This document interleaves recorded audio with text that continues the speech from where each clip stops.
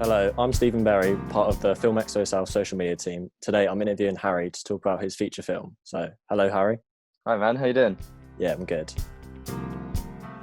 I've always been interested in film. I've always been making little films since I was probably like 10 or 11 or something. I think just going to the cinema and, having that experience just, really made me want to kind of replicate that and do a similar thing. So I've just been making like stupid little videos for as long as I can remember. And then I think I've always known that I wanted to do film at university. So it's called A Fluorescent Sky. And yeah, it's about a corner shop owner and his daughter, the two of them that run this corner shop, and it's kind of a drama about them and their struggling relationship with each other, whilst also trying to keep the shop going. And so it's about them, but it's also a lot about the community and the kind of regular customers that come in and out and their kind of conversations. It's very conversation based. Did you find it difficult going into making the feature with like budgeting and problems or like planning? So we'd made quite an ambitious 20-minute film last year. Last year. And so it was a case of trying to scale that up in a way, or that was kind of our thought process. So we'd done crowdfunding for that last year and that had been fairly successful. So we knew that was probably the route we were going to be able to go. And then organization, it was, again, just a case of trying to find more actors, more time. It was a case of starting earlier and just kind of running with it and seeing what cropped up and how we'd kind of deal with that. So obviously in the world right now, we're in the coronavirus pandemic. What was your initial reaction to this? And were you already shooting when this all happened? We weren't, which I think it would have been awful if we were halfway through. I think that would have been, I think at any point in production, everybody's going to say that it's the worst point for it to have happened. So I think it always feels like that. We were set to shoot all throughout April. That was always going to be our shooting. We were shooting for sort of 3 to 4 weeks throughout the whole month of April. And so we hadn't really thought about, coronavirus wasn't even a factor probably until like late February, probably, which is when we started to, hear more about it.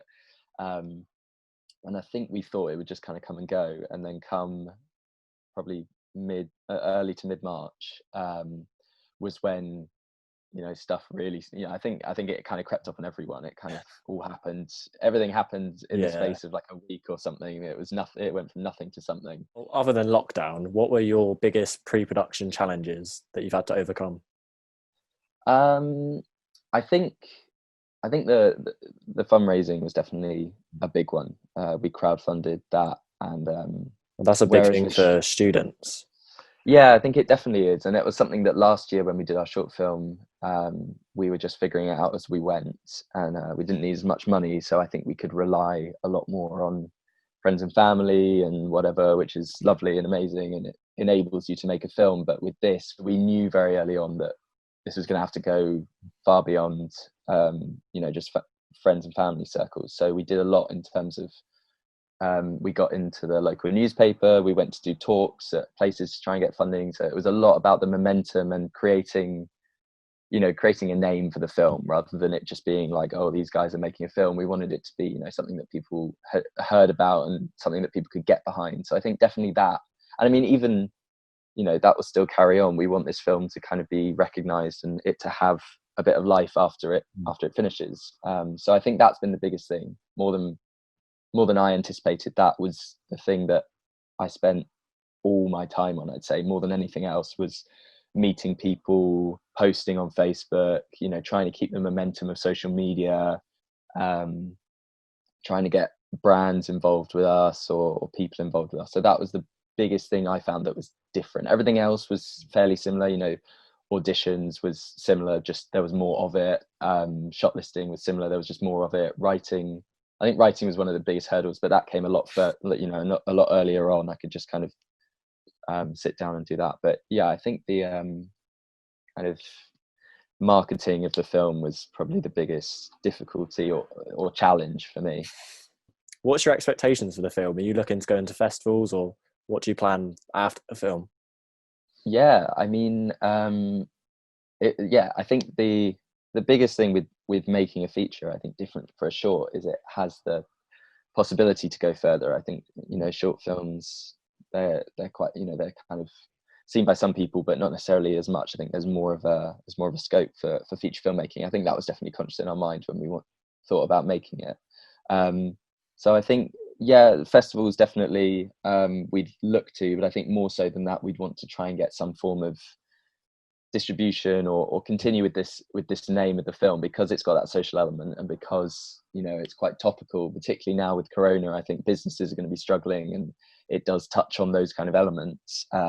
So I think it will be quite topical, and if we can get out and film it, you know, and try and create some content where there isn't currently a lot of content in the world. Well, good luck when you go out to film in September. Yeah, thank you, man. Yeah, it's gonna be weird, but hopefully we can make it in September. And if not, I guess we just need to keep postponing it until it is safe, because yeah, it's an exciting project and we just want to do it right. Well, thank you for allowing me to interview today. It was great talking to you. No, absolutely, no problem. Yeah, good to talk to you, man. Hi everyone, this is just an update to say we have now finished shooting A Fluorescent Sky. We finished shooting about just over a month ago, and yeah, it all went really well. We were able to do it safely and still able to make the film we wanted to make. We didn't really have to compromise in many cases. We were all social distancing and wearing masks and sanitizing and everything, but we were able to do that and still make the film we wanted to make.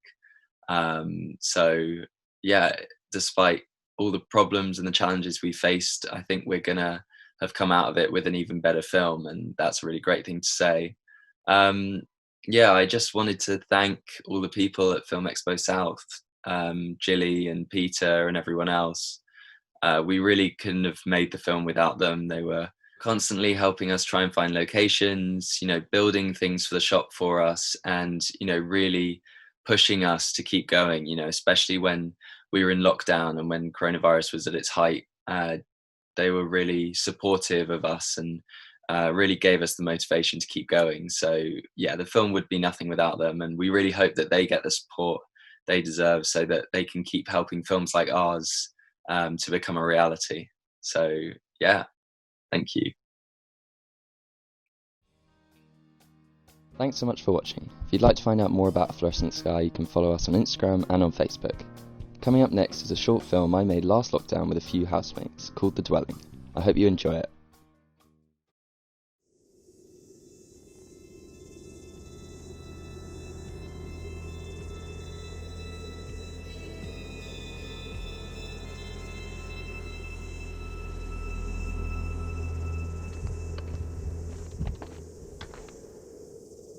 Andrew, I haven't seen you in 5 years. The gate was unlocked.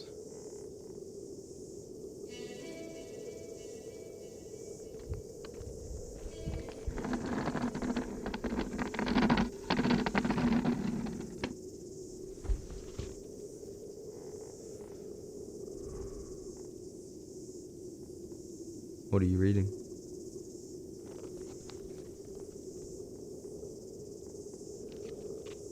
That was always Dad's favourite.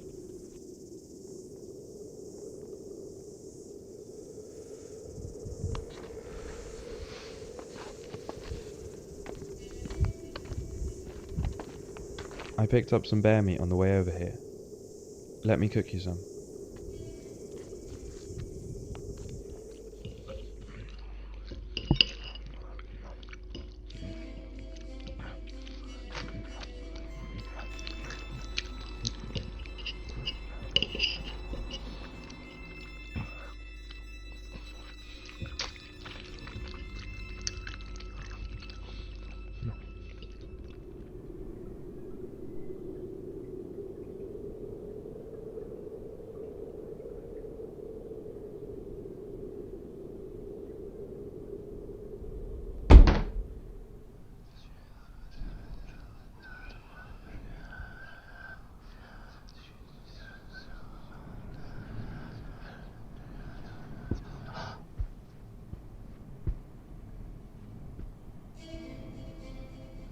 Why are you reading my book? I didn't think you'd mind. It's getting dark. I'd like it if we started sharing. Come play chess with me.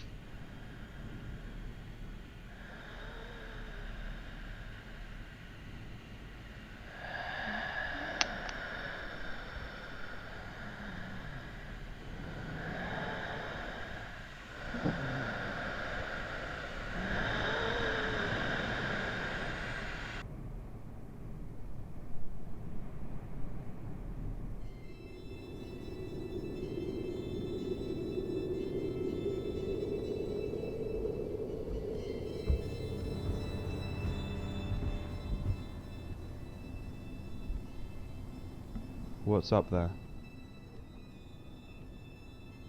The origin. But it's locked. This house is filthy. It doesn't mind. This is why Mum is so worried about you.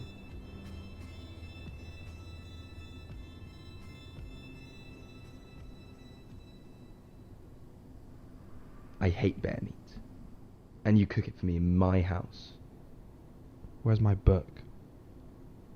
I'm leaving.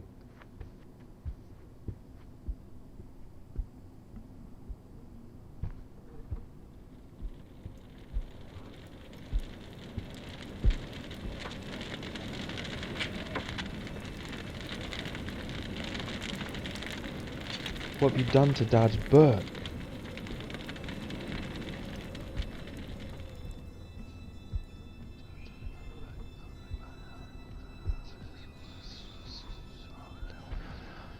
I know. I'm trying. It's hard. We won't be alone. That's where you stay. That's where you won't stay. That's where you won't be alone. That's where it's not gonna go. We'll stay. You won't be alone. You won't be alone. And he will stay. We won't be. We won't be alone.